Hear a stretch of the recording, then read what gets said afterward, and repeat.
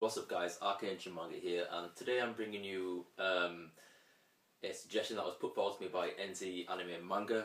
He recently did a top 10 favourite manga of all time, and he really wanted me to do one myself, so this is it. A few kind of issues I have with this list though is that I personally don't feel like I've read enough manga to kind of warrant making this list in the first place, but I'm going to tell you kind of my favourite so far that I've read.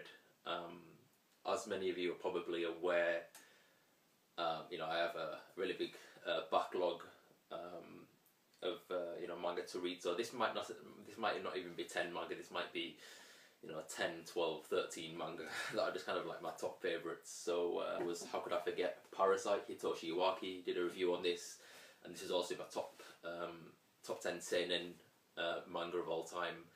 I think it is actually number one. I absolutely love this series. If you haven't read it, go out and read it. I don't think all the volumes are out of print. The prices tend to fluctuate on the volumes. They're not going to be in any particular order because ordering them from 10 to 1, rating one over the other is kind of a gargantuan task in and of itself. So I guess you could say that I just love all these series equally, and I think they're just all great. So first one I'm going to show you is Naoki Urasawa's Monster, following the life of Dr. Kenzo Tenma, who has to track down a serial killer. This is actually being reprinted by Viz in perfect editions, which are 2-in-1 editions, which I actually kind of want to get them instead of these singular volumes, because some of the singular volumes are massively out of print, and I'm missing 3 of them, and I don't suspect that the prices for them are going to go down once the Viz re-releases are in sale. So anyway, Naoki Urasawa's Monster, one of the greatest thriller mangaka writers Japan has seen for many years. It's just brilliant. Next, in the same vein as Monster, also got Naoki Urasawa's 20th Century Boys. Really good sci-fi kind of race against time to save the world, set in various spanning various decades from all the way from the 60s all the way up to the present time, and then into the future. Can't recommend this series enough. This was actually one of the first series I reviewed on this channel. I may be rereading this, as I think Walking 0 is going to be doing chapter reviews of this as he reads the volumes himself. It might have been, I think it's either this and Pluto, or this Monster and Pluto. I'm not necessarily too sure. I'll have to hit him up on that, see when he's starting them chapter reviews. Okay, next, kind of an underrated series in my opinion, Ikigami: The Ultimate Limit. Set in a totalitarian government in alternate Japan, where the government selects one person to die every day, just kind of basically to keep the population under wraps and make sure everybody knows the value of life. A really crazy way of going about things, but that's Ikigami. The main character is actually kind of like a real life Shinigami. He goes around to the the victims who are going to be sacrificing their life for the country, basically telling them that they're going to die and they've got 24 hours left to live, so live it to the best. It's going to be a last day on earth, so just enjoy it, and thank you for sacrificing your life for the country, that kind of thing. That's the main character, and that's the kind of things he has to deal with on a day-to-day basis, and it's a really interesting story. Questions his morals, questions what is right and what is wrong. Should people sacrifice themselves for the greater good, that kind of thing. Next, Vagabond, Takehiko Inoue. This is the only series by Takehiko Inoue I've read. I do have the first volume of Real, but I haven't got around to reading that. I would like to read Slam Dunk also, because I believe that's coming back into print. But yeah, Vagabond, a fictional retelling of the real-life samurai Miyamoto Musashi and his epic rivalry with Sasaki Kojiro. Just basically about how he becomes the man and the legend, how he kind of refines his own swordplay, and it kind of deals with like the samurai philosophy and the code of the Bushido, and just like strength, outer and inner, that kind of thing. there's real life historical events that happen in this story, even though it's completely fictional, like the Battle of Sekigahara, Miyamoto Musashi versus the Yoshioka clan, Miyamoto Musashi versus Shishido Baiken. There's not only Miyamoto Musashi in this who are real life figures. There's also Ito Itosai, just various awesome samurais that existed in the feudal era Japan. Some of the most amazing artwork I've ever seen in any manga ever. So I highly recommend that. Next, I guess I'll show you this. Kind of like a predictable one. Death Note by Sugomi Oba and Takeshi Obata. I always double on the names. Death Note was a massive gateway manga and anime for those who weren't aware of it in the West. I actually picked this up a lot later, having read it only about 2 or 3 years ago. But yeah, it's really great story. Yeah, really massive story development, and like characters kind of developing with each other. What more can I really say about this? It's just a really good thriller. It's just really good. Death Note. I don't think I'll ever do a review on that because most people have seen it anyway or read it. Next, I'll show you this. Neon Genesis Evangelion. Reason I'm putting this up here is because I really enjoyed the anime, and I think the manga actually does the anime justice, and I think it does it better. I haven't finished reading Neon Genesis Evangelion, but I'm pretty confident that it should go down as one of the greatest manga of all time by Yoshiyuki Sadamoto. He's got absolutely amazing artwork, and I believe he was the original character designer as well.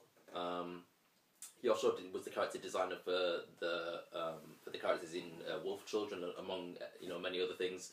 He's just a brilliant illustrator. His colour pages are just fantastic. The way he puts in iconography and religious iconography and hidden meanings within hidden meanings in his story, even though it's just basically a story about mechs and young children protecting their city from mysterious angels. There's a lot of like backstory and lore to why this is happening, and that's why I think Neon Genesis should be regarded as one of the greatest manga of all time. If not the greatest manga, then at least the greatest anime for the way it basically revolutionized and reinvented the mech genre in the 90s. Neon Genesis Evangelion, absolutely love this series. Next, something kind of going on a lot about as well, Mobile Suit Gundam The Origin. Even though I'm a total noob when it comes to Gundam, the whole Gundam franchise, this manga as like a standalone thing is a really, really great way for somebody like me who's the first time with the franchise to get into the franchise and learn more about it, because it basically is a retelling of the original Universal Century storyline from the very first anime in the 1970s. Following characters like Amore, Shara's novel, just these classic characters. If it wasn't for this manga, I probably wouldn't have gotten into Gundam, or I probably would have gotten into Gundam a lot later in life. The only thing prior to the manga that I was really interested in Gundam wise was the model kits, which I still haven't gotten around to collecting. But now that I've read a revamped version of the manga, I can say with confidence that I'm definitely becoming a big Gundam fan. That's Gundam, Mobile Suit Gundam The Origin. Guess the next thing I should show you is one of the first manga I ever read, Battle Royale. Not excellent for characters, the main character is kind of annoying, but I would say it's good for characters, because there are there are kind of characters who shift in purpose and things like that. Similarly with Ikigami, this is also kind of like set in a totalitarian Japanese government where they select classrooms of children to fight to the death on like an abandoned island. If you've seen the live action film of this or read the novel, then I highly recommend reading the manga. I don't think it's ever got a reprint. I don't think that any licensees have ever picked it up, Visa or anybody. I think it's still kind of wandering in the grey area, because it was originally licensed by Tokyo Pop. But again, similarly with Vagabond, it has some of the most amazing artwork you will ever find. Sometimes the characters can look a little bit dodgy when they're kind of in smaller panels, but that's more than made up for in like the screen toning and the backgrounds, and you know, it really is a great manga. You know, like you're kind of aware that, you know, most people are going to die, and it's like, you know, who's going to kind of kick the can first, you know, who's going to bite the bullet, and you know, it's just kind of these kids struggling to survive, you know, whilst trying not to play this game where they have to kill each other, but you know they do have to kill each other. And that's what makes this manga so great, because it's kind of like a nail-biting experience where, you know, like death can spring up at any moment and take like your favourite character. And that actually happened with me. One of my favourite characters, whose name I won't mention for, you know, spoilers, but my favourite character in this, you know, bites the bullet in a really epic way, and it really, you know, pulled out the heartstrings. Oh, we're nearly done.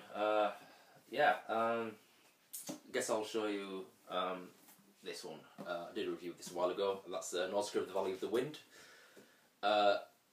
Classic Hayao Miyazaki manga, which was the inspiration for the feature-length film of the same name, which basically found Studio Ghibli and, you know, what we know of Studio Ghibli today.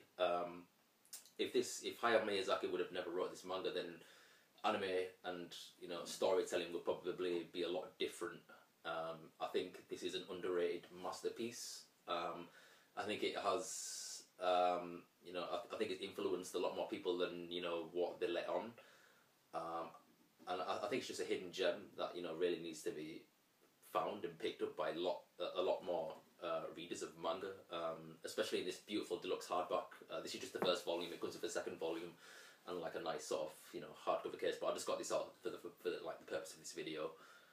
But yeah, really good story exploring the environmental effects of, you know, like just devastating war that, you know, basically reduces the human race to, you know, just the tens of thousands. And, you know, we've got this one girl called Nausicaä, who's kind of battling, trying to fight a war of her own to try and establish peace between the last surviving humans and giant insects that inhabit a giant poisonous forest that is dangerous to humans.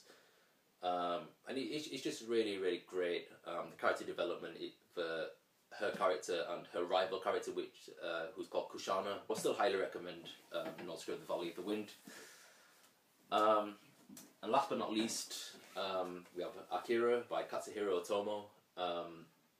This is just an absolute classic in just graphic novel history, not even manga history. Hence the reason why it's flopped, to try and accommodate to Western readers. Akira is most, you know, undoubtedly one of just the greatest stories I've ever read, just outside of manga. You know, just the greatest story, one of the greatest stories I've ever read. I'm not sure I will put it at number one. Like I said, this list isn't in any particular order. I'm just kind of showing you ones that are closest to me, because I think, you know, all these series that I'm showing you are equally good. But Akira definitely stands out as like a landmark in manga history. Some of the most detailed art I've ever seen. Extremely realistic, considering it's a seinen. My only kind of beef with this manga, I guess you could call it a double-edged sword, because it works for it in some ways, but then it kind of like is kind of like a negative in others, is the fact that it isn't split up into chapters. It's literally just like one read all the way through from volume 1 to 6. There are no breaks. It's like watching a feature-length film, you know, in like manga format. You know, there's no sort of like breaks or anything like that. You know, there's no kind of parts where you can say, right, I'm going to have a rest here, come back to it later. You literally just have to read all the way through. That's what I found. And I read all of this like within the space of about 2 weeks, like non-stop. But nonetheless, it's still an awesome manga. And despite that fact, you know, the story is gripping enough anyway that you could probably find yourself breezing through these volumes. You know, considering that they're like telephone books, you know, size, you know, mega thick volumes. And again, if you've seen the animated film and wasn't, you know, too impressed with it, don't let that put you off. The manga goes incredibly deep, much more deep than the anime does, because the anime is basically just like a diluted version of the manga. So, you know, obviously the manga came first, you know, view the original source material and judge it from the original source material rather than the animated film. I personally really like the anime film because that's what I saw first. But after reading the manga, I can see how the animated film kind of lacks in substance in terms of its story.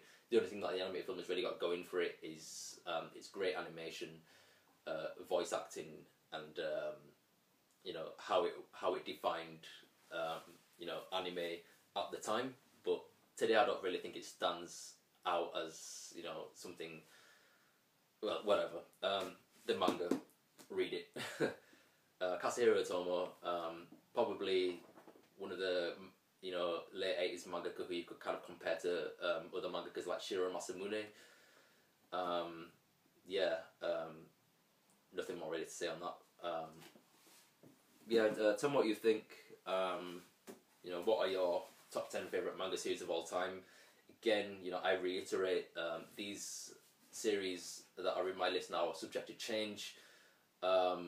Just I think last Christmas or around last Christmas I did 2 manga lists, top 10 favourite shonen manga and top 10 favourite seinen manga, so go out and check them out. You know, they will be having, you know, a revamped versions of them later on in the year. So yeah, that's it for me, ArchAngel Manga, signing out.